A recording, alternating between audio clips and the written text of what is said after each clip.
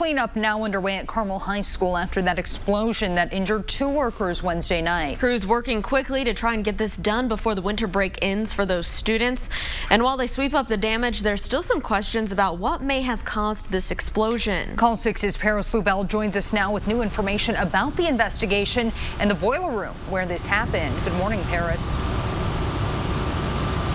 Lauren and Meredith, good morning. We now know from the fire department that started with a gas explosion from a gas line going into that maintenance room. But there are some questions about an issue that occurred earlier this year that are now raising questions about if it played a factor in the explosion.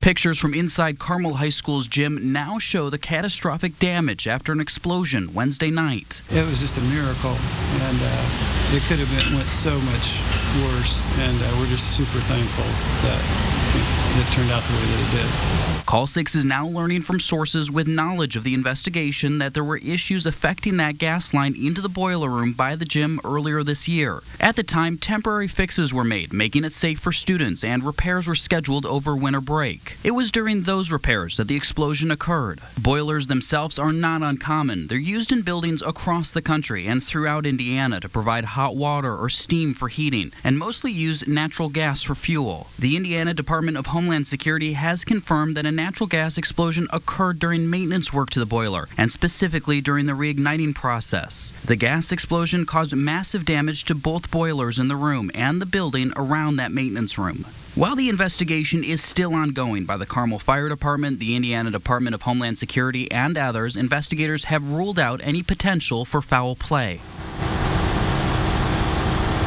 Now, many of you have been asking us what's being done to make sure these boilers are safe and what goes into actually inspecting them. We're going to bring you into our boiler room here at RTV6 and show you what actually is done to make sure everything is safe with these boilers and the state inspection that is required every 2 years and the questions being raised at the Carmel High School inspections overall. We'll have that all coming up in our next half hour. Reporting live this morning, Paris Lubell, RTV6.